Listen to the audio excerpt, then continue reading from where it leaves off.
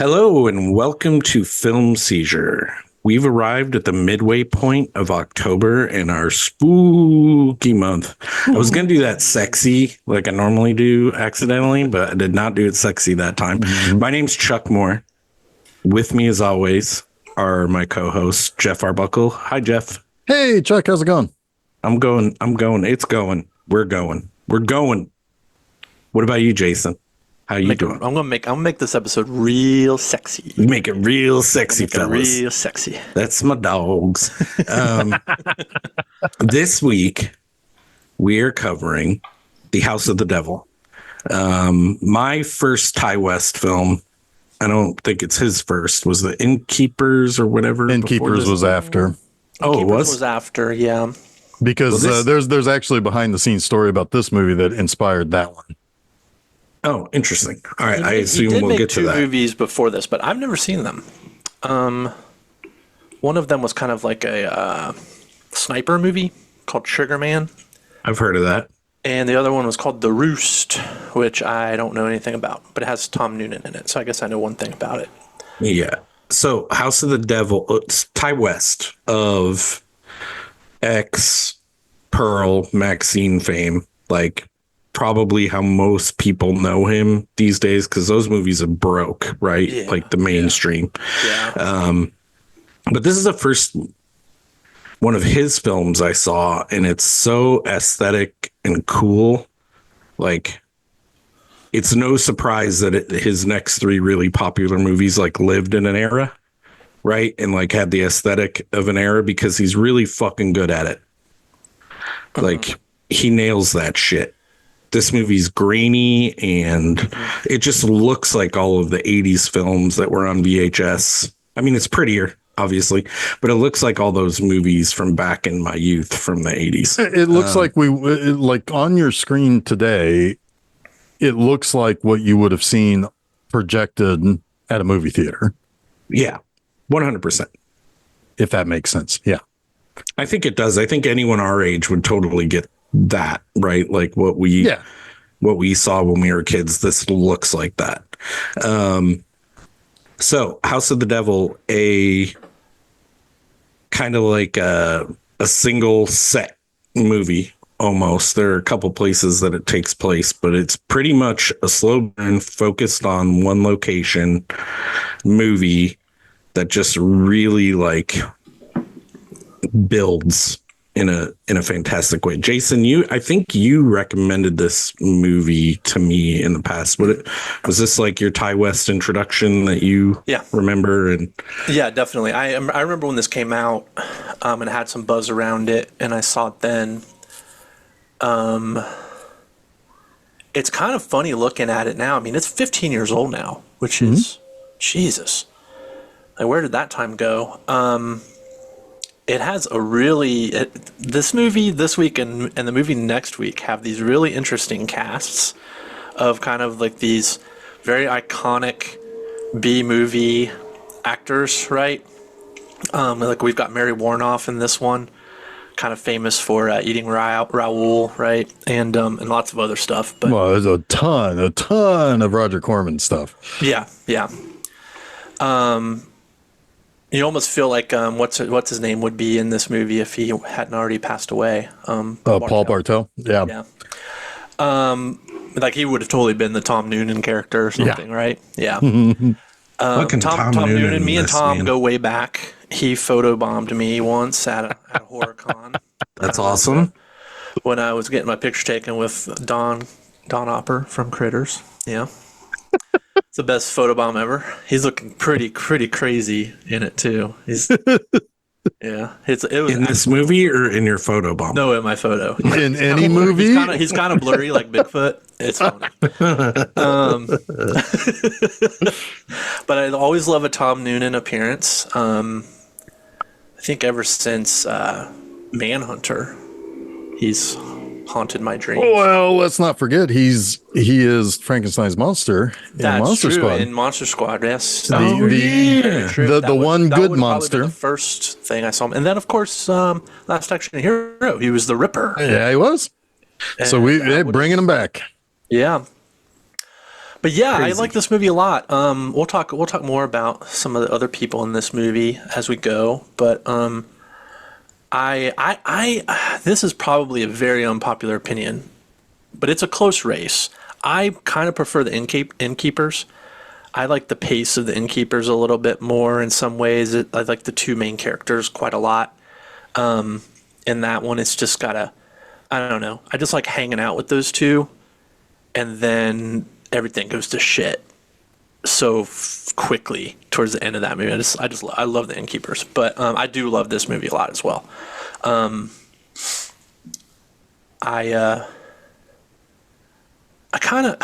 hope I'm gonna get this out of the way. I'd like to see Ty West do not keep doing X adjacent things. I want him to kind of put that to rest, like do other things now. It's kind of like the Peter Jackson thing where you love his movies and then he ends up doing a Lord of the Rings and then it's kind of over, right? Or Bryan Singer as a director, making good movies and then doing X-Men, excuse me. And then it's like, we're never going to get another Bryan Singer. We're never going to get another Bryan Singer anything. What I'm saying is, just as a director, forget the man. But yeah, they get kind of stuck sometimes. And I do agree that Ty West should break out of the X adjacent thing. I agree with that. He does do really well with pastiche, right? Like he's very much a pastiche director. Yeah. And he's been exploring that across 3 decades, essentially, in his last 3 films. And it's interesting, right? But I don't know. I kind of like to see a new, like a really big swing from him next. I think he's earned the right to something that is epic in scale. Yeah. Jeff, what about you? The first time I saw this was when Joe Bob played it. Was that the first real season of I think so. Last Drive-In? Because I think a lot of people got shitty at him for playing a slow burn movie. It was either that or Next to Kin.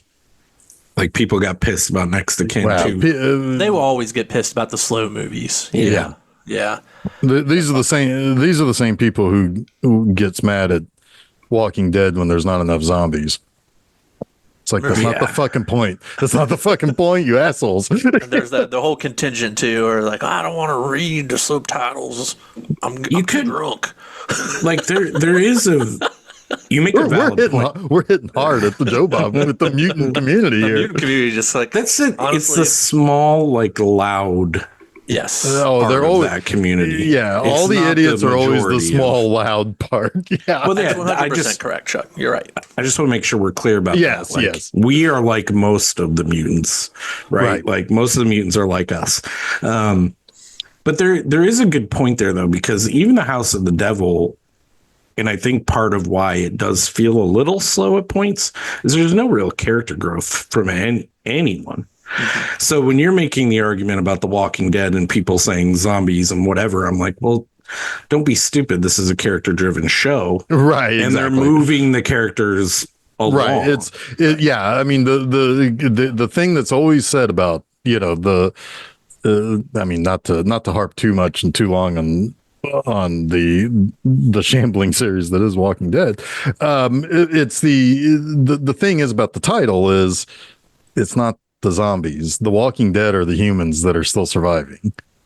Right. And at a point, like, they became less interesting, those people. And that's kind of when I stopped watching. I was like, I don't care about these people. Yeah, the people I'm left with, I have too many qualms with. So yeah, I'm gonna back. Like after Carl died, it's like, okay, now we're just left with the bloodthirsty, crazy people. Right. Right.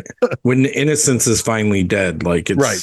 Yeah. And some stories work that way. Well, sure. I mean, I think we've got one next week where you can kind of say, at least visually, the movie gets really interesting once innocence dies. Yeah. I think that this week and next week have a firm handshake Handshake. Is that going to be like horse friends? Yeah, wait, what's a I handshake? mean a handshake. I So meant a handshake. it's a pork flavored shake. I think they have a firm handshake and a whole lot of debt owed to our last movie of the month. Both these. Oh, sure. Yeah. Well, yeah, one that thing I maybe was saying, Suspiria. I think this is a really, really great like triple like feature. Like these three movies thematically, the rest of our month this month is like spot on. We kind of did it accidentally, which is wild. Yeah, you could throw Suspiria in there, I think, even though it's a little maybe on the periphery of that, but it is kind of in there, right? Sure. And I think even like the casting of the main character, Samantha, Sam, Jocelyn Donahue, I'm not sure what else she's done, but man, does she not harken back to the lead from Suspiria, Phantom of the Paradise. Oh, yeah. Jessica Harper. Yeah, she definitely has a Jessica Harper thing going on. Yeah, totally. And a little Margot Kidder, which reminds me of like Black Christmas or something. I don't know. Jocelyn Donahue, yeah. Yeah. Mm-hmm. I see. Especially when she's dancing in this movie. I'm like, that's so Phantom of the Paradise dancing on the stage. Jessica Harper dancing, yeah. Yes. Yep. And she's in that newish movie, Last Stop in Yuma County, which I haven't watched yet. I need to check that out. Me neither. Yeah.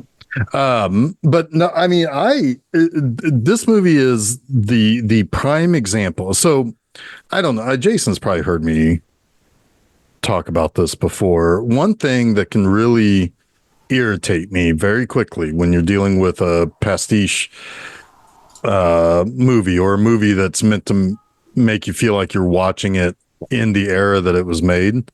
Anachronisms. Well, that does bother me, especially in the 80s, but not here. Not this is not what I was getting to here. Okay. The thing that bothers me the most, and this is often done with a lot of the itty bitty indies out there that are like, they're setting up their card tables at Days of the Dead or Horror Hound, and hawking their Blu-rays and showing during the film festivals. They try to over cute the stuff. Mm-hmm. They add grain, they add scratches, they add burn marks, they add they fuck with the sound, and it's like you don't have to do that to make a movie look and feel and play out like the movie of the decade you are trying to make it look. And the key thing is, and the reason why is that I think a lot of people have, and well, number one, everybody's doing it because Grindhouse. Not every indie person has to do exactly what the fucking Tarantino does every time. Yeah. But number two, what the biggest problem with those kind of pastiches is that people tend to have more of an of a idyllic picture of what something looks like, and then they try to cram whatever it is that they're doing into it. Whereas this movie, all they had to do was go inside that manor, and you can tell it's not been touched in like 35 years. It looks like it's still, I mean, like you can tell by the way that the walls are painted, by the color of the drapes in the place. It's that does more than trying to overly mess with the way that the movie looks after the fact. Yeah, I mean, all you got to do is, period appropriate cars, yep. Right? A little bit of period appropriate music. Shot on 16 millimeter. Yeah, right. Which so that's gonna be your grain. None of that fake digital grain. Yep. Right? There's your grain right there. Yeah. Shoot on film. Some costume and hairstyle stuff. Sure. But I mean, but like it's very minimal, but very well done. Like it's none of it like hits you over the head. Like, oh yeah, this movie takes place in the 80s. Right. And then I mean, we'll talk about it again next week too. You can put it right up against Halloween though, and think exactly shot in the 80s or the 70s, right? Yeah. Right. Exactly. And it's if you really if you don't focus too much on the idyllic, you will get it. And Ty West, authenticity will come through. Yeah, exactly. Ty West, and say what you will about Rob Zombie, we'll talk a lot more about it next week. Rob Zombie's very good at capturing a look and feel. So, I mean, like the content may not be great, but the look and feel is going to be there. And, Ty West is just, he ties it all together. No pun intended. But, but speaking of music, this was a movie where I thought any minute now, Don't Fear the Reaper is going to start blaring. Right? I mean, that's what the wrong director would have done with this I know, movie. but I mean, but like, I'm just sitting there. I'm like waiting for Don't Fear the Reaper the whole time. I mean, I'm with you. Yeah, go ahead, Chuck. Sorry. Yeah. No, I was just going to say, I remember watching the trailer for Hush in the theaters and always getting excited. I think it was Hush. Hush. Yeah. No, was it? What had Don't Fear the Reaper in it? Was it I Know What You Did Last Summer? One of those trailers. Oh, yeah. Had Don't Fear the Reaper. I can't remember, but I'm like, okay, this is cool. But nowadays I would groan at that. Like, why are we using this song? It's fucking like whatever. It's like using the Godzilla song movies? for I feel Godzilla. like it was in a Scream movie too. Well, no, the Godzilla song was used for King of the Monsters, and that was the right choice. But that was because Bear McCreary did the whole thing right as far as the score and everything. Don't Fear the Reaper was used in Scream, but actually in a good way. Well, it was used because it was used in Halloween, and Scream was using it because of Halloween, I think. And it was using it in a scene slowly where Billy Loomis was in it, and it wasn't like blaring. Right. But yes, I'm with you. I think I'm thinking of Hush from whatever movie. Sorry, I digress. How about the 80s sitcom title card in this movie? Well, it's that old. It's kind of that old like 70s title card, right? It's a kind of a transitional aesthetic in some ways. Yeah, because it has that like that freezing character on the screen with the yellow letters. It is kind of like All in the Family or something, maybe.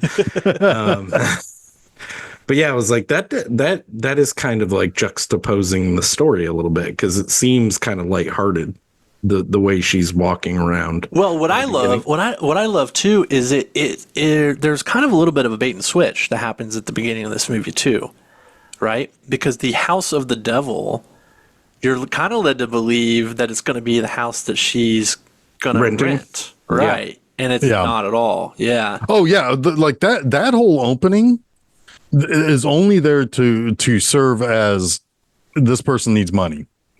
Yeah.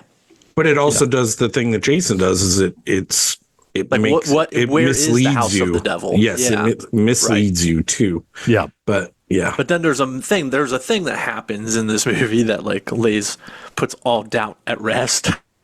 So to that end, let's maybe start with the beginning, right? Let's see, let's talk about kind of how this movie unfolds, what happens. I mean, we talked a little bit about, she's going to rent the house. That's part of that title sequence with the cool title card that Chuck says is from All in the Family. But all in the Family of the Devil. Shut up, meathead. But we're essentially at this point kind of following our main character, right? We've got this opening credit sequence. It's got lots of little stills in it, which I always love those little stills. And the only way they could make that more like 70s/80s aesthetic if they did like a zoom in on the still or zoom out on the still, right? I always love that. And the transitioning of the still, yeah, totally, yeah. Or even if they did like a little like swipe break on the cut, right? Oh, thank God they still did. To another, But then they would be getting into Jeff's pet peeve territory, I feel like. Yes, right? it would be leaning too hard on that pastiche. And that's really what it comes down to, right? Like I could even let some anachronisms go, although I think this movie's perfect. Yeah. With its setting. If there's one thing that maybe doesn't quite match up is quite the feathered hair is a little too late 70s. But I'll just say this. Greta Gerwig looks fucking hot in this movie. She's hilarious. She is like the perfect late 70s chick for me. So we haven't mentioned her yet, and this is like pre Greta Gerwig breakout too, because she hadn't made Frances Ha yet, and that's when she broke out as kind of the indie darling.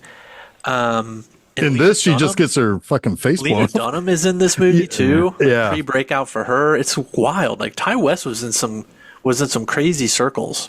Yeah. Yeah. Wait, where was she? Was she the? She was the roommate. The 911 operator. Yeah. Oh, okay. So you don't see her; you don't just see hear her. her. Right. Okay. Exactly. But yeah, Greta Gerwig and all her finger licking, like it's all. Okay, that was a little weird, All but about food, man. She's yeah, like, all about food and being a complete and total slob pig. Yeah. And Yeah. it's like, I can kind of live with the messy room. I could kind of relate to her in this. Yeah. Yeah. We could hang. We could definitely hang. Yeah. I mean, I would like, And she's got that awesome, like, this pizza is gross foreshadowing, yes. right? Like, who knew that would be foreshadowing? Right. It is foreshadowing, and even her eating the candy she doesn't like that she puts in a napkin and all that. Like I was like, does nothing taste good? But then she finds one. Then she finds one that she likes, and she takes starts all like of them. grabbing all the ones, and hoarding them in her purse. They look like cinnamon discs or something like that. There's Like, some okay, sort of I hard like cinnamon candy. discs. Yeah. There's some sort of hard candy thing that's like Unwrapped ribbon hard candy. Yeah. Unwrapped hard candy is just gross. Like there's that LeBron James, Kevin. Oh, okay. Kevin Hart. No, Kevin Hart commercial where he's like, "You're probably just passing out like unwrapped hard candies, aren't you? That's nasty." Yeah. Yep. That's not, but that's I think it's DraftKings commercial. my I think favorite it is. betting commercial is still, I hurt my spleen. Hurt my spleen.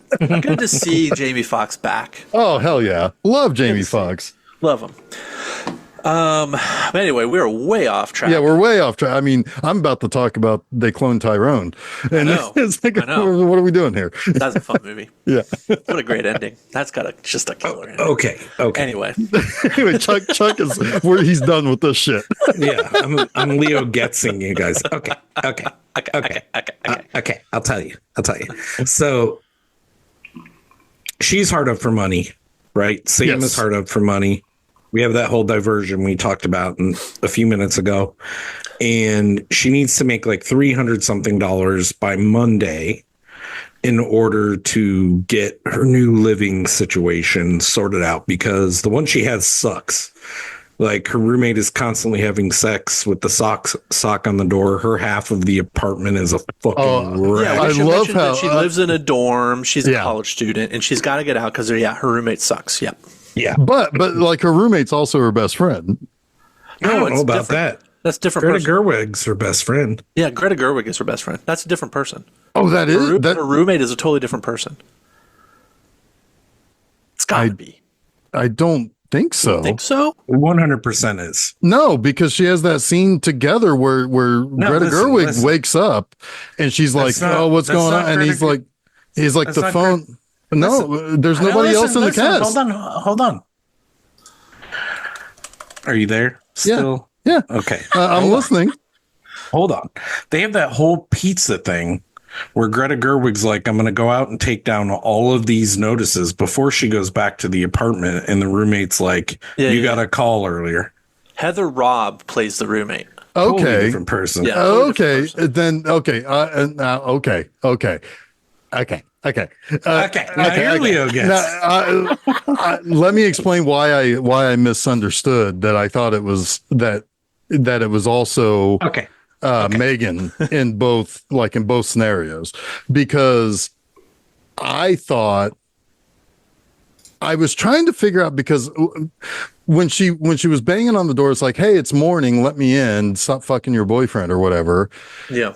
And like, I thought, one, she said a different name than Megan, and I thought that's weird. But then I was like, okay, whatever. And then I moved on, and then she is not listed on Wikipedia. I like that you as having a completely roommate. ignore context clues. Completely ignore them. Different name? Oh, she was just wrong. Oh yeah. You No. gotta- I was just like, maybe I just misheard what she said. I didn't know what she fucking said. with you. Yeah. But yeah, totally different. person. Okay, so that's why. Okay, so I thought when I said, did she say Megan? I didn't rewind it to find out. I was just like, maybe I just misheard or whatever. Now I do Yeah, get she the is- sense that if they live together, that she would be just as messy, because Yeah, Greta absolutely. Gerwig seems like a very messy person. I get Her that. life would Yeah. be Yeah. messy for sure. Like, right. And and then when she's talking about like her boyfriend, it's like, well, aren't you going to see your boyfriend? I figured that was a reference back to sock on the door handle, fucking the boyfriend. That's what I thought was going on there. So all of this jumbled up to there is no other person. That would have confused the shit out of me. Yeah. Wait, hold on real quick though. Did we also, because we're way past this at this point, did we mention that it was Dee Wallace who played? Oh no, we didn't. Yeah, that's the landlady. We should really mention that. I want to just mention it's not a big thing in the movie because she's only in that opening scene. You kind of expect her to come back, but she doesn't. But it kind of bleeds a little into next week. So sure does. I just want to leave that hanging out there a little bit. Yeah, sure does. Yeah. Okay. It's nice. It's nice to see, like, she's given her due a little bit in this movie, but she's given a huge due next week. Right? For sure. Pretty big. Yeah. It's like this is a woman from our childhood, Dee Wallace, that we would recognize from The Howling or whatever. Howling, E.T. Right? I mean, and E.T. of course. The youngest mom. Yeah, one of those critters, young people, critters. Well, okay, critters. but in E.T. she's like that classic young Spielberg mom. Jeff froze. Yeah, but I didn't lose anything. Anyway, I was just saying that in E.T. she's the young Spielberg mom, like the Joe Beth Williams character in Poltergeist, where it's like this person's not old enough to have the kid she has, and yet we accept it because Steven Spielberg. Kind of like a mom in a lot of stuff, right? Because she was the mom in Cujo, the mom in Critters. Yeah. Well, but in Cujo it makes sense. The kid's little. He was very small. Yeah. Yeah. So, yeah. Anyway. I can't remember exactly where we left off, but anyway, she finds this listing. Yeah. Right. Yeah. And she calls it. And it's for babysitting. It's for babysitting. S is a $. Yes. Yes. It is a pretty cool sign. And there's a picture of a guy with this cat that I'm like, there's Jeff. Oh my God. That picture kills me. Guy, like, I wanted to go guy find... like holding his cat. Lost cat. Yeah. Well, the funny thing is that is also a red herring of sorts too, right? Oh, is because there's a thing about the there is the thing about the lost cat. There's the thing about the eclipse, and there's the thing that's going to bring her to where things like sacrifices are going to end up happening. Spoiler alert. So I'm wondering if the lost cat is also related to all of these other things on the board. We should also mention the text on screen at the beginning of this movie. Oh, yeah. Because it's a clear kind of like, it's a little bit of a nod to Texas Chainsaw Massacre and then also the Satanic Panic of the 80s. Oh yeah, it's given a big old handshake to the Christian crazies. Yeah, it's like 70% of all people believed in satanic ritual abuse or something like that, right? And then the other 30% just thought it was like a cover up or something, like a government cover up or something. Right. It's like it's like really wild, wait, there's 100% there. 100% coverage here? Yes. And I was trying to think, is he saying 30% of the 70%? Or is like, no, that's what I thought too, but I was like, I don't know. It's funnier to think that 100% of people believed something was going on. Satanic ritual abuse. Yeah, exactly. It was either actual Satan or the government. Yeah. Right. Well, 57% of all statistics are made up on the spot from what I've heard. Right. Well, and I think 100% of this show likes this movie. So yes, how's that for 30% of 100% of this show? I don't know. Yeah. Well, that would be one of us. Or if we were asking Chat GPT, it'd be 75% because Julie hated this movie. Julie. I saw this. Well, it's a good thing she went off to answer a babysitting one. I saw this movie in the theater with Julie, and she just like, she was like so sloppy. It was like she identified with Greta Gerwig quite a bit. She loved Greta Gerwig, but after that happened, after like You're Not the Babysitter happened, she was out. It would have been really weird though, because Julie's a backseat driver. That car would have crashed as soon as they tried to go to the house. That's true. They would have ran into hey, look, a Volvo. I think she just was like, I want to be the driver. Yeah. Now I'm Julie, the fucking driver. Fuck you, everybody. That's what I mean. That's Sorry. Spelled the end. Sorry for people who didn't hear that episode. This is a made up character by artificial intelligence. Made up character. I mean, well, she's really made up. Yeah. She would never be on this show without a full face of makeup. That's true. Like a fucking clown face. Oh my Julie, God. Julie, I'm sorry. We're dumping on you again. We miss you, kind of. Not really. No, we don't. So anyway, she calls the number. She gets. She doesn't get an answer, and she starts to walk away, and the phone rings, and I'm like, don't answer a public telephone that's ringing. I will say real quick about that public telephone. I do have one anachronism. The louder button that didn't exist in the early 80s. That didn't come along until the 90s. You shouldn't know that. Why? How would you know that? How would I know that? It's because, hey, I had to call for rides a lot. I always had a quarter on me, and there was no louder button on a payphone. Connecticut and not in Indiana. Yeah, maybe. Maybe they started on the East Coast and they made their way across. There's like a 1980s fucking telephone down the street from me. If it's still there, like it's at the gas station, it just sits there.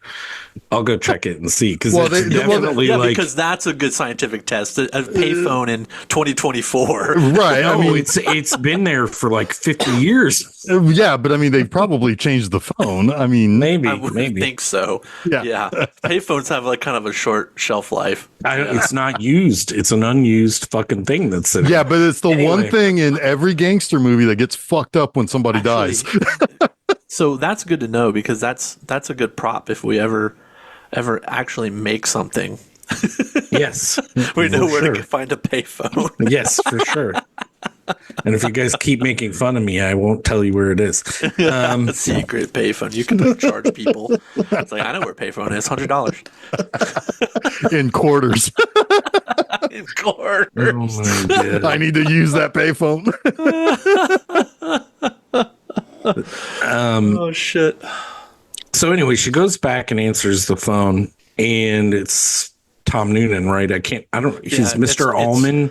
Mr. Ullman. Mr. Ullman. Yeah.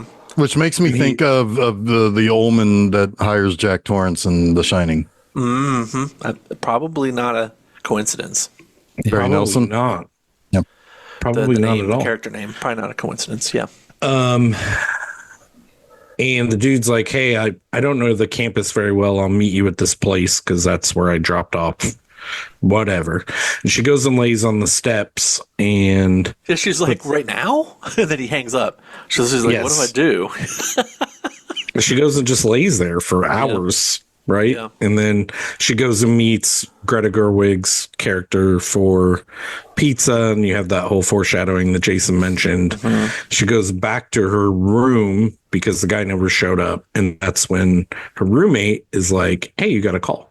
Yeah. And she's like, well, when did it come in? She's like, I don't know. It's on the desk by your pen or whatever. And see, the other reason why I thought that was also still Greta Gerwig was that she says it sucks that guy stood you up at the student count. Her roommate says that. No. It's I thought she did. Gerwig says that at the pizza place. Yeah. I thought she said that when she was like, it's on the phone, and she gets up to go to the bathroom or shower or whatever. No, that happens at the pizza place. Oh, okay. Okay. But that is a later miss. You're forgiven. Yeah. That's just one blobular character of two people. Sometimes when I'm wrong, I just move on, Jeff. Sometimes. I'm still trying to explain myself here. It's okay. No, you're good. You had a senior moment. It's all right. Yeah, it's all right. Hey, I'm not the oldest guy on the show. It's not like the moon is going to blow up, Jeff. All right. It's not like you're going to be impregnated by the devil. You know? Yeah. You'll be all right. She gets a call. Or she calls, nobody answers, I think, or maybe the guy answers, or he calls back again, whatever.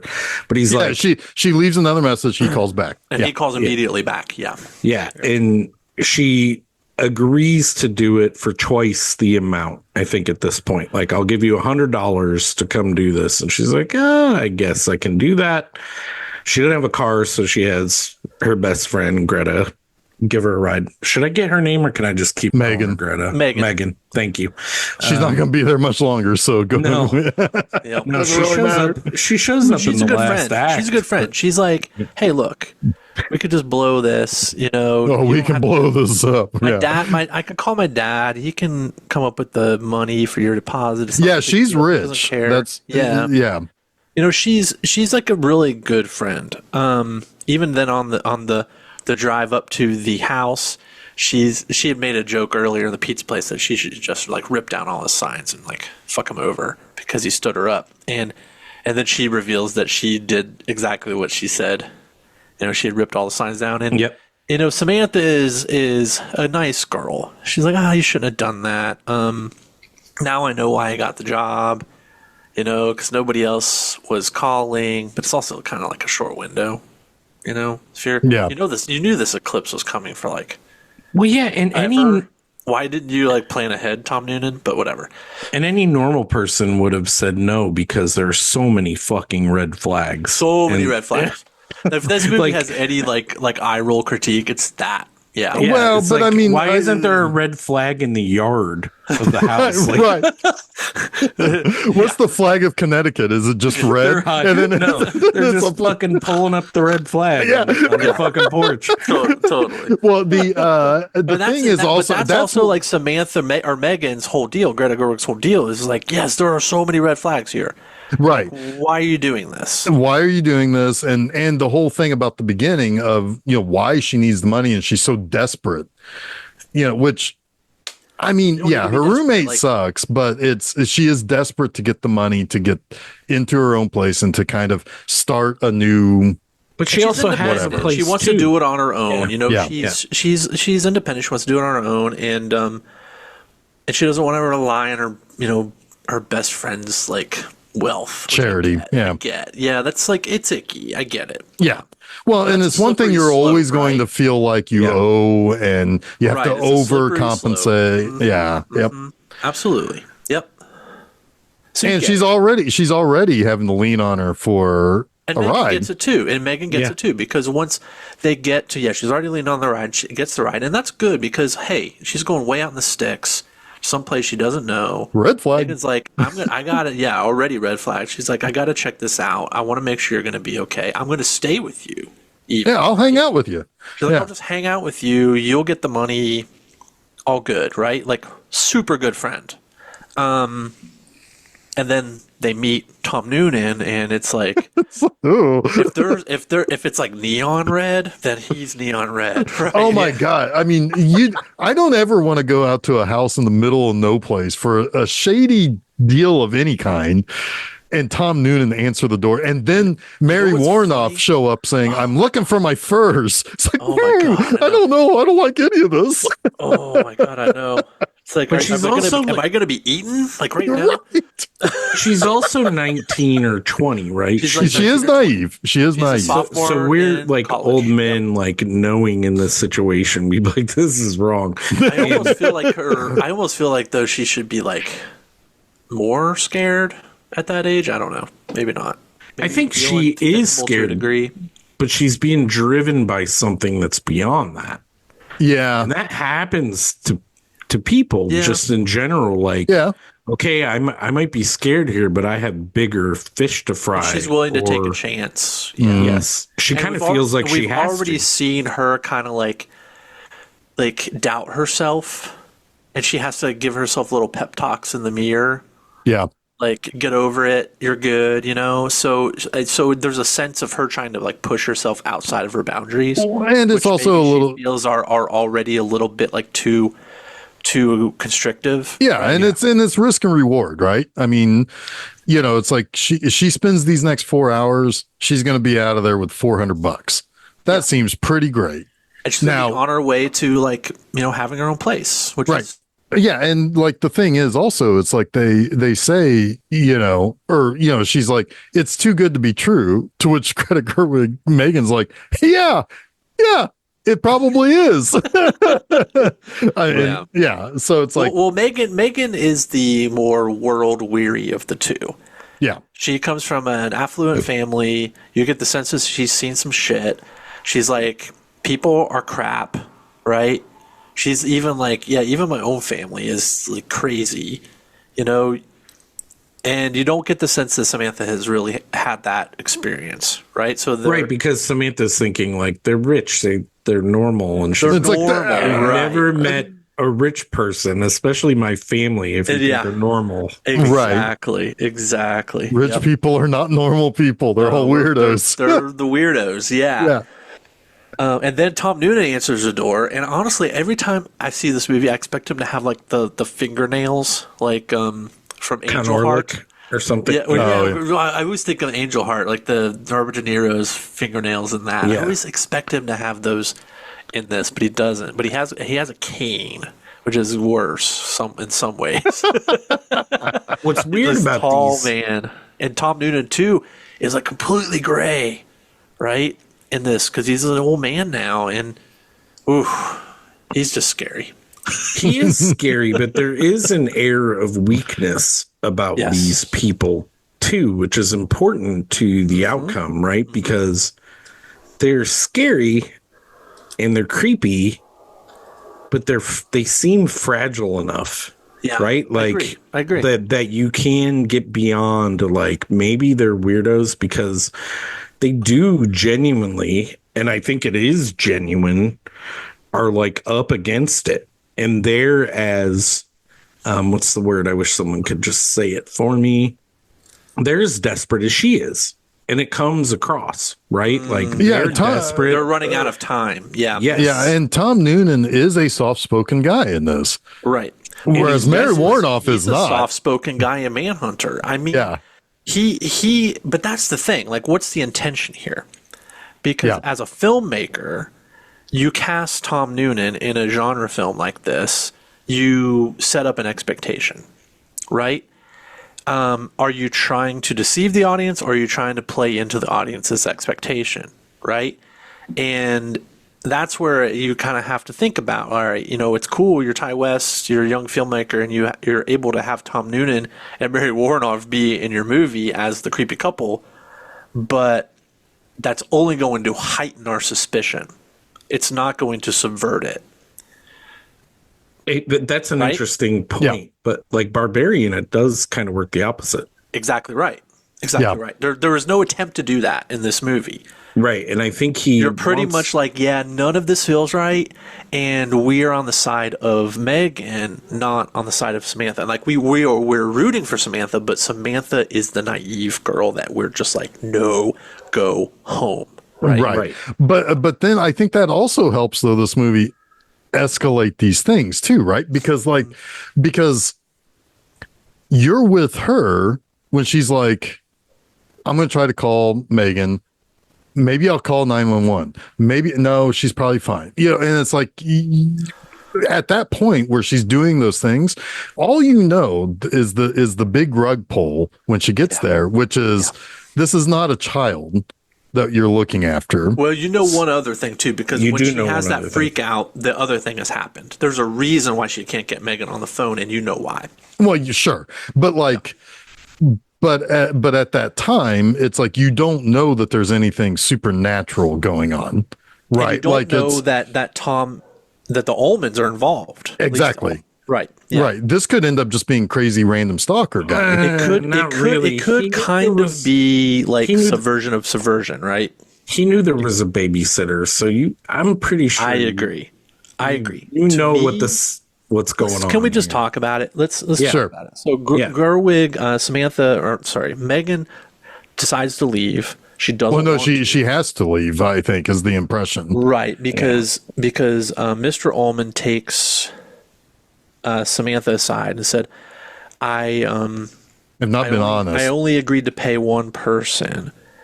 So I don't know. And she was like, oh, no, it's fine. You know, and at this point, Samantha, too, is kind of like, she should be able to convince him that she'll stay and we'll just take whatever you offer. But she's kind of like, I need this job. She relents. She relents. But then Mr. Ullman tells her that it's not a child that she's babysitting. It's not an actual babysitting gig. It's an adult sitting gig. It's my wife's mother.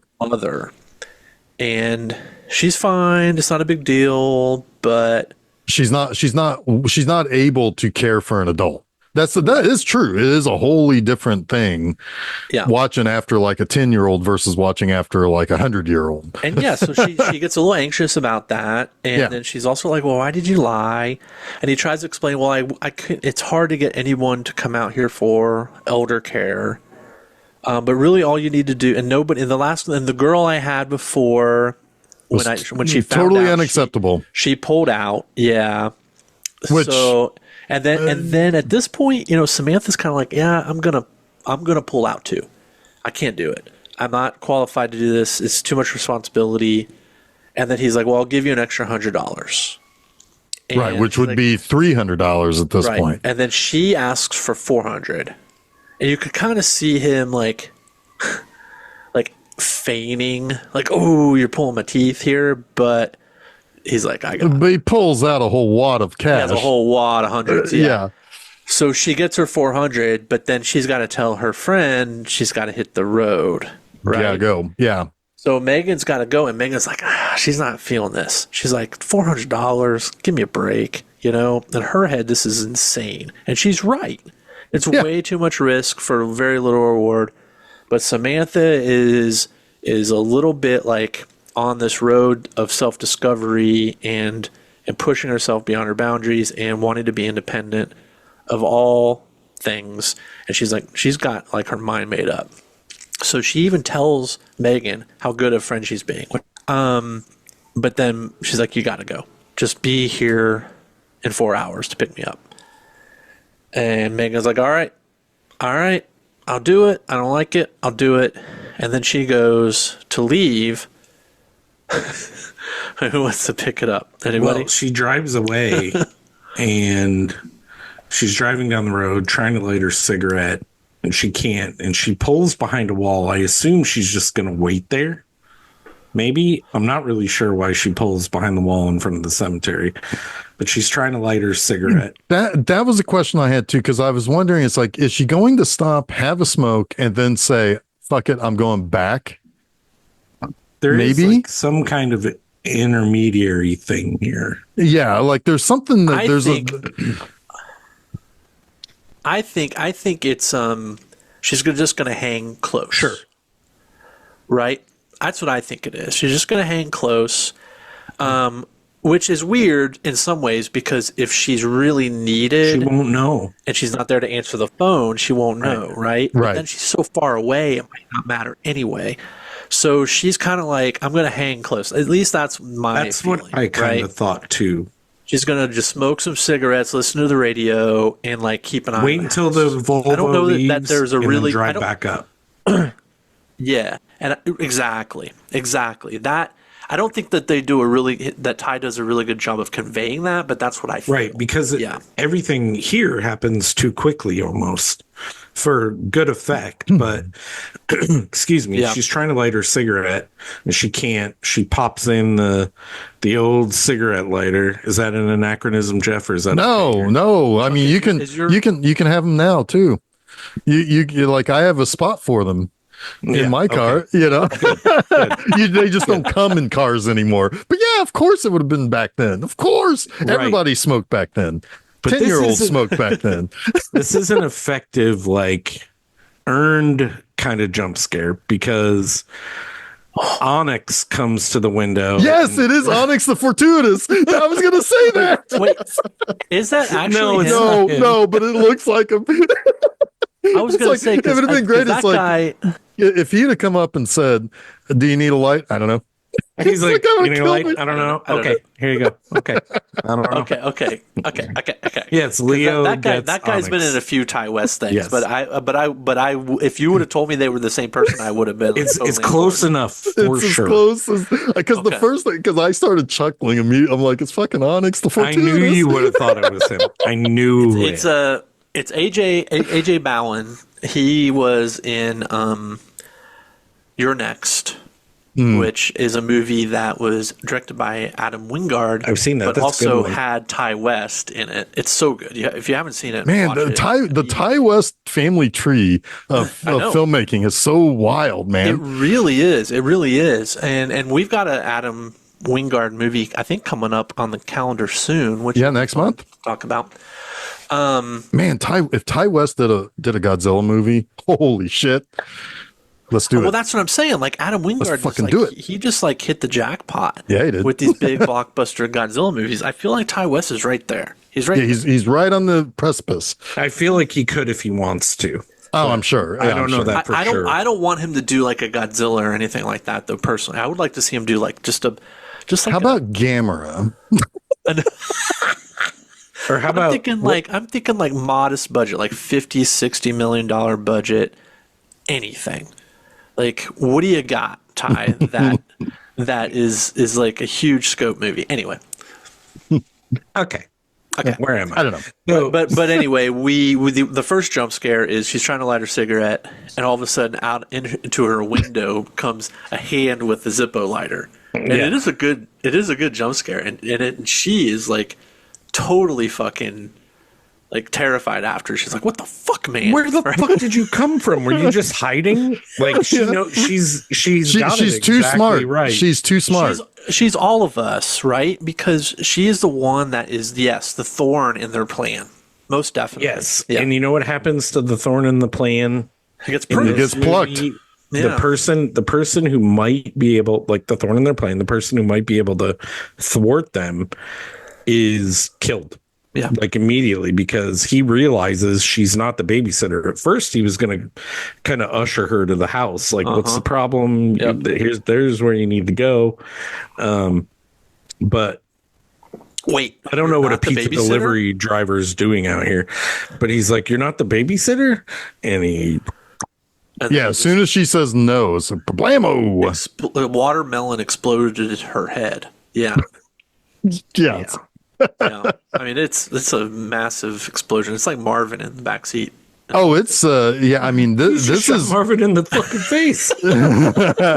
I mean, this is definitely a callback to the Tom Savini head explosion in Maniac.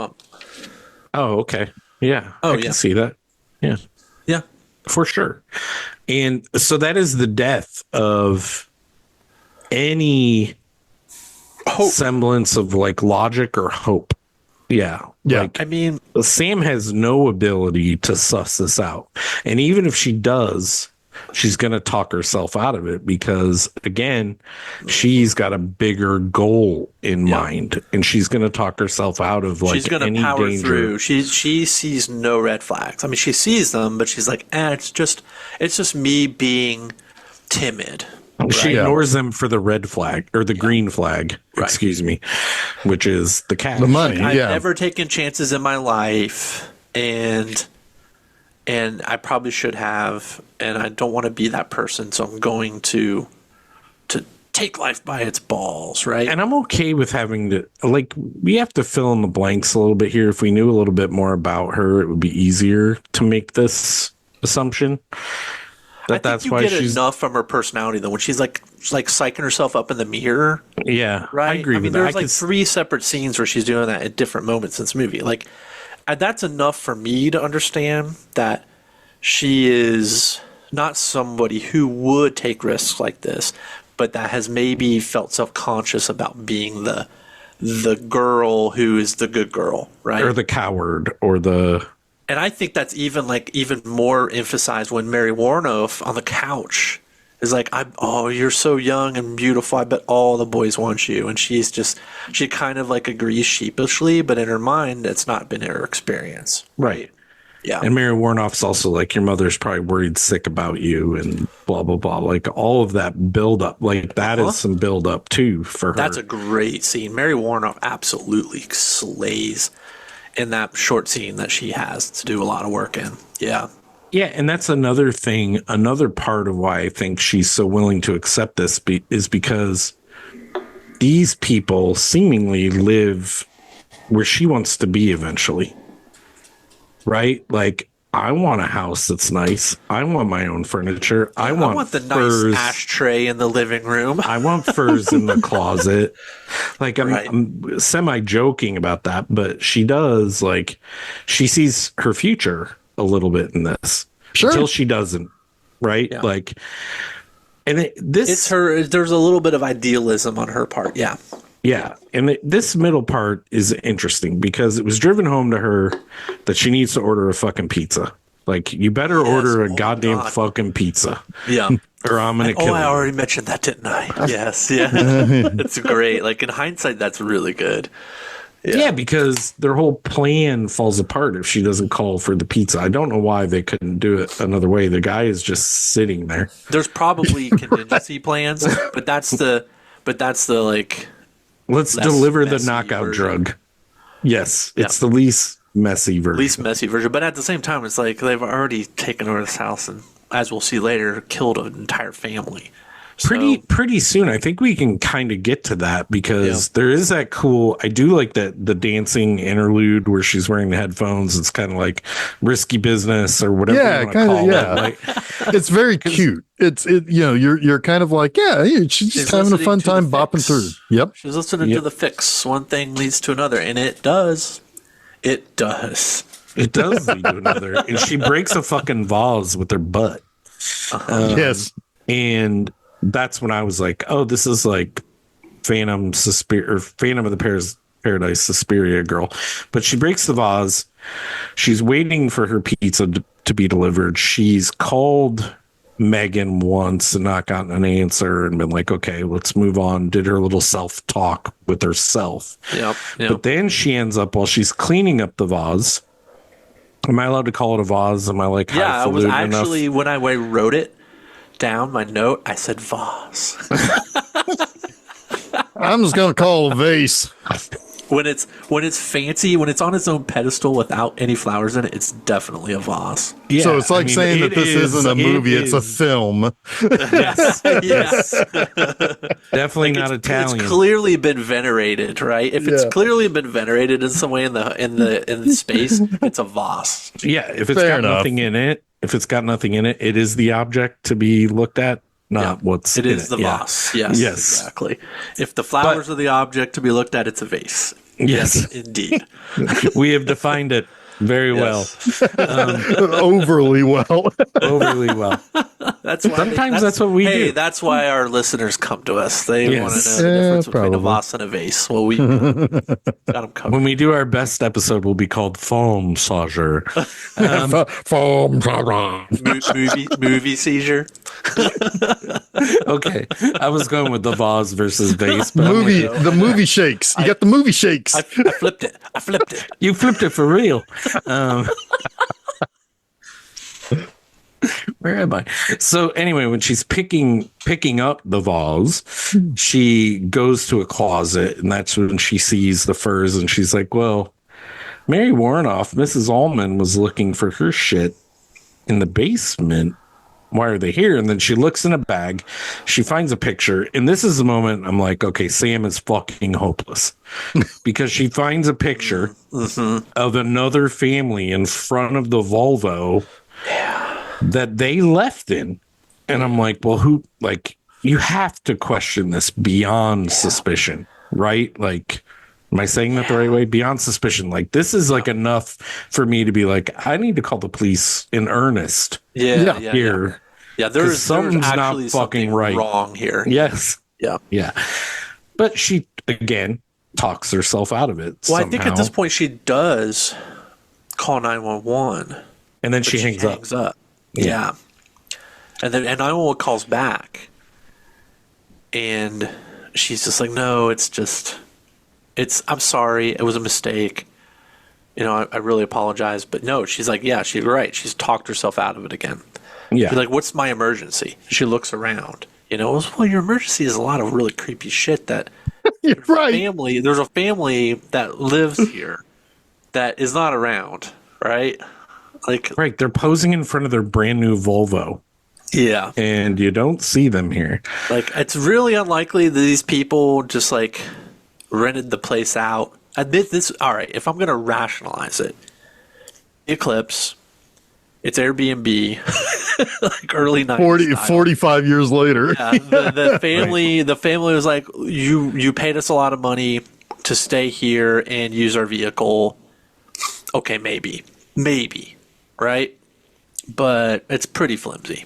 Yeah, I mean, nobody goes through the house and puts all the fucking pictures that were on the wall in a bag. In a trash can. Yeah. Unless it's Airbnb. Part. That's the part. Like you said, like this would actually be an interesting Airbnb movie because you can rationalize that shit away. If you stayed at a house where they put all the family photos away because they rented out their place. It's a little too personal. Yeah. I want to make it more like theirs. Yeah. But not in the 80s. No fucking way. No. Never would have happened. Yeah.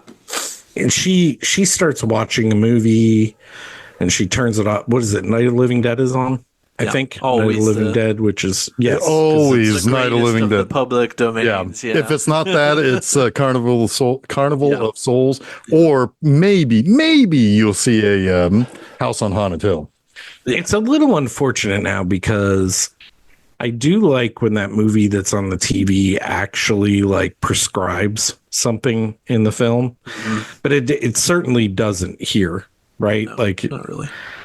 Which is, I don't know. I wish it was there something to kind of heighten the spookiness, yeah, heighten her tension, right? Sure. She turns it off like fucking immediately. Yeah. She's like, I'm not into Frightmare Friday or whatever the news people called it. Right. Yeah. Like whenever she turns the TV on, she's like, after 30 seconds, she's done with it. Well, she goes up to the door. She hears a noise. She hears just moving around. Yeah. She's like, just activity upstairs. And then she's like, is the old lady I'm supposed to be looking after okay? So she goes up. It's funny because she said, is everything all right in there? And then they pan into the room and they show everything, in fact, is not all right in there. Right. Because it's chilling. Because the young boy is in the middle of the pentagram and his parents are situated outside it. I'd be interested. It looks like the boy's eyes have been gouged out. Because I agree. Black. Yeah. I agree with that. And I'd also be interested to know if there's a cat in there because of Jeff's earlier statement. Right. Like, legitimately. I mean, I do think if you look at that board, you could probably say all of it is connected. Probably. Okay. So Ty West is a Usual Suspects fan. Who isn't? Come on. That's a good point. But at this point, I'm like, where's the fucking pizza? I was too. It's like the guy says, "See you in 30." Timing. Yeah, because Onyx is like, "I'll see you in 30." I don't know, and then go ahead. I do want to say so. I'm sorry to interrupt you. No. Go ahead. I want to say something about this because it has that old Onyx rings the bell, right? Or rings the doorbell, and the doorbell is like the old, like it sounds like a fucking firehouse alarm. It sure does. It's like, but that is like a good clue to you. Yeah, to the viewer, it's like, this is scary doorbell shit. Yeah, like it's fucking. This is when it's about. Here's your alert. It's about to get real bad. We've already seen the massacred family in the bedroom just a second ago. Yeah, yeah, but she hasn't. We're I know, but it's just that everything escalates. If there was any pretense to this point, which I don't really think there has been. No, there's not. No. That she's in danger, it ends here, right? For sure. And because the pizza's arrived. Yeah. There's a dead family, so you know the Almonds are involved. And somehow we already knew there was a crazy guy out there outside the house, and now we know he's connected. Yeah. Wait a minute. I thought it was the pizza delivery man that killed Megan. Yeah, I'm doing a bit. You're doing a thing. You're doing a thing on me. He's doing a thing. He's making fun of my senior moment. I gotcha. Why is the pizza delivery guy? Oh my God, they're the same guy. Why is he killing people? There's only one Onyx, and he is definitely in this movie. Yeah, Onyx is heavyweight and still undisputed. Okay, so the pizza arrives, and we have that, as we know earlier, Megan was saying this pizza fucking tastes shitty today, and then Sam has the same moment, and we all know in that moment, even if you've never seen this movie, there's fucking drugs in the pizza. I wonder if he was trying to push the extra anchovies, because that probably would have covered up the taste of the drugs. That salty fish, it probably would have. I bet you it would have. I have an alternate take on this. Go ahead, please. I think that this is probably dumb, but she spits the pizza out pretty quickly because it tastes foul, and then she goes and drinks the water. Is the water contaminated? I don't think so. There's something obviously wrong with the water, because she can hear the thing like making the noise. Yeah. But she had filled her cup with water like 2 hours earlier. Yeah. All right. I would have think she would have passed out sooner. Okay. Well, clearly, my entire and only source for this movie said it was the pizza. Fair enough. It would be a lot harder to contaminate and water no roommate lines with something anyway, and like to get the right like dilution. It would be difficult. But it did the way the water thing went. It did lead her to the bathroom where she saw that all the hair. These hippies had cut their fucking hair, and like, yeah. Now she is actually on kind of high alert, but it's way too fucking late. She's already eaten everything. But she could have left then. She already ate the pizza. She already ate the pizza. It's too late. She already ate the pizza. But yeah, I don't know why she doesn't just leave then. Again, it's just Sam being well, she has no place. I mean, to go. I don't think she knows where to go, and how far is she really going to get on foot if there's danger right in front of her? Like, she would have been better off because the other thing she does is she tries to call, like the 911 person calls back, and Lena Dunham's like, "Ma'am, this is only for emergencies." Like, it's kind of bitchy with her. Well, and then that's where she should have called again. Right. But then, because like she tries to call the pizza place again, realizing the pizza didn't taste right. And it goes to a phone can't be connected thing. Right. And so at that point, it's like, call the fucking 911 back. It's all gone to shit now. So in my mind, like the way you could have really piled on here in two ways. Either one, pick one. She calls back to 911 and the 911 operator says, "You just called like 20 minutes ago." She's like, would be annoyed with her and tell her, she needs to stop. Like a boy who cried wolf scenario. Right. Yeah. That's on the cutting floor, I'm pretty sure. And then the other option would be if the line's just cut. She's already eaten the pizza. Or how about this? Option number 3, Jason Voorhees busts through the door. No, that would have been good too. I mean, but yes, wow, that would be a surprise sequel. Yeah. He comes busting through the door like he always does. Yeah. How come we haven't had a man? Onyx, the fortuitous bust through the door.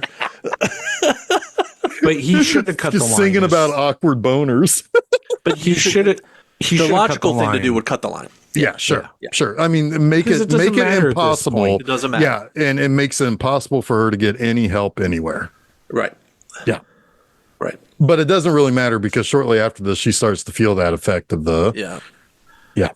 But still, after investigating and going upstairs and to where the mom is, I think it's the mom, turns out to be a witch. Spoiler alert. Crazy witch lady. She's pretty gross looking. Yeah, pretty gross looking. She looks she looks like Gary Oldman from Hannibal. Yeah, she does. Yeah. But she's in the attic, and Sam starts to pass out, and then she just wakes up, and she's been tied up on a pentagram. Yep. And not fucking good. Not fucking good. Night of a lunar eclipse. Right. It was like a blood moon. Yeah. For as much as they talk about it in the movie, we haven't talked about this eclipse, but the eclipse, well, it keeps being talked about in the background, right? Like it's like it comes on the radio. Like, I'm so and sick Megan of is like, hearing I'm so it's like, oh my god, well, people just shut up about this eclipse. Yeah, yeah, it's like a lunar eclipse happens a lot. And then a lot. And then even Mr. Ullman was like, "Oh yeah, we rented this house, or we're excited about this, specific. Aren't you excited about this?" Like he kind of lets his he kind of tips his hand a little bit there because Yeah, he's like, it's one of the best astronomer's places in the dream. It's an country. astronomer's. Like, well, are you an astronomer? It's like, well, not exactly. It's like, ooh. Ooh. Yeah, that's This is one of that's one of the red flags. Yeah, this blood moon thing is very, very Messiah of evil. Everybody's talking about this goddamn blood moon, which is, Right. It's all absolutely. leading to this moment. Yeah. Yeah. Yep. But somehow or another, she breaks out of her restraints. She'd been like blood of the witch, blood of the baby, blood of whomever was being poured on her body and through the skull of a cow. Throat. Yeah. Yeah. And then the witch cut her wrist and tried to put it down her throat, which is then like infecting her, I guess, with the devil. I think that's that's like the seed, right? Like that's when things become irreversible. Right. Exactly. Right. Yeah. Because she beats up the witch, she pokes Onyx's eye out, and then slashes his throat with the knife she's been carrying around. Yeah, he starts following her around the house, and she picks up the house. She gets like a good poke on Tom Noonan. Eventually, she slashes Onyx's throat, and then beats the shit out of Mary Warnoff. Mary Warnoff like turns her back to her because she doesn't know she's in the room, and then she stabs her. She stabs Mary Warnoff. Well, she does. She puts her on the floor and she looks out the window at the moon and she's like, she prays for Satan's assistance. Yes. Yeah. And that's when she goes and grabs the knife and comes and stabs her in the back, and then she grabs Onyx's gun. I'm loving that we keep calling him this. Yes, me too. And she's already stabbed. But not so fortuitous. Yeah, she stabbed Tom Noonan in the stomach, Mr. Ullman in the stomach. Yeah. And is running, and she runs into, well, first of all, she had seen Megan's blown off face. For some reason, Onyx drags her into the house. Well, probably because they need that. They probably need her blood. Maybe. Oh, yeah, maybe they do need her blood. That's what I'm thinking. I don't know. But she ends up just like, hey, we're just going to put all the bodies in the same place. I don't know. Yeah. We're going to put them all in the trunk. It's like the Jason Voorhees syndrome. It's like, I kill them, I got to put them all together. Yeah. I got to put them in the same place with my mom's head. Yeah. But yeah, she ends up in the cemetery, and Tom Noonan's following her. He's like, look, it's over. You're toast, basically. So just listen to me. It's so good. And he's like, go ahead, talk about it, Jason. Oh, it's super scary because he's like, look, he's chosen you. It has happened. It's like, go ahead, kill me. Because she points a gun at him. Go ahead, kill me. It's like, it doesn't matter. I'm just a messenger. It's like the ultimate proclamation of faith, right? Like, he's done his job for Satan. It's super fucking scary. He's like, I don't care. He gets on his knees. He's like, kill me. It's totally fine. And that's when it sinks in. It finally fucking sinks in for Samantha, the stakes, right? Everything has come to this. And she puts the gun to her head and she pulls the trigger. And he's like, no, right? It's like whenever like the bad devil worshiper like doesn't want you to do the thing, you're probably doing the thing you need to do. Right, because I think she realized when even if it means your own death, right? Yeah. When she realizes he gets on his knees, she's like, I can't be harmed, and why is that? Right. Right? Like, why won't he harm me? Exactly. There's something nefarious about all this. And we get one of the better stingers, right? In the last 15, 20 years, God, almost 20 years, like you said, of film, 15 years. She's in the hospital and the nurse is taking care of her. And she's like, you're going to be all right. Or you're going to be all right. You're going to be okay. Both of you. Yeah. She touches her abdomen. Yeah. Because she survived and her baby survived. Yeah. It's a twist on Rosemary's Baby, right? We're going to talk about Rosemary's Baby in a couple weeks. Spoiler. But it's a twist on that. Yes. And it's also a twist on the Virgin Mary. Totally. Yeah. Not even a twist, but a reverse of that. Pretty much every devil impregnates the Virgin story is a twist on that. It's like the inversion, right? Like, We're doing this 3 fucking weeks in a row. yeah, pretty much. The devil impregnates. I mean, Sherry Moon Zombie's no virgin, but yeah, The devil impregnates. The devil the impregnates. devil impregnates. Yeah, exactly. Yeah. Yeah, Well, I will say, here's the connection. The next week, there's a chosen one. yeah, There's a specifically chosen one to give birth to the and it's Antichrist. the ultimate vengeance. Yeah. Yeah. So there is a vetting of sorts that is happening here. Yeah. And in all there is 3 an movies. interesting. I don't even think it's a side story. I think it's the main story that we'll talk about next week. That is really the danger to all of us, not the devil. But we'll talk about that next week. What's that's interesting about confusing at all. this movie about House of the Devil is any womb will do. Well, that's true. Yeah. Any was like- womb in a storm. Like they were really down to the last second on this one. Like I It's really, like, what do we got? What do we got? yeah. Anything. Yeah. Which, I mean, to be honest with you, for the devil, that seems like that would be right. Like, I mean, I don't think it has to be special.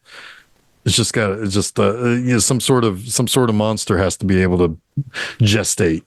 But it was like even down to like that stupid Omen prequel that I didn't really like. Was all about this nonsense, right? It was like finding the perfect bride for Satan and like whatever.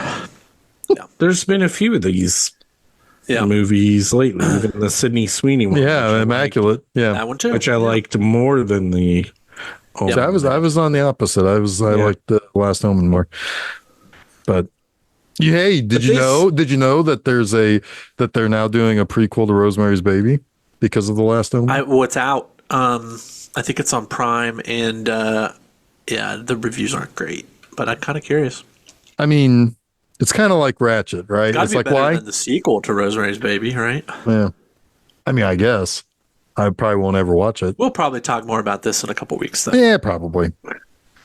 That said, this movie nails the aesthetic. It's really well done. There's a little bit of dumb with the pizza delivery guy, but I still really quite like this movie. Yeah, I mean, it rides that perfect tone and a vibe. Yeah.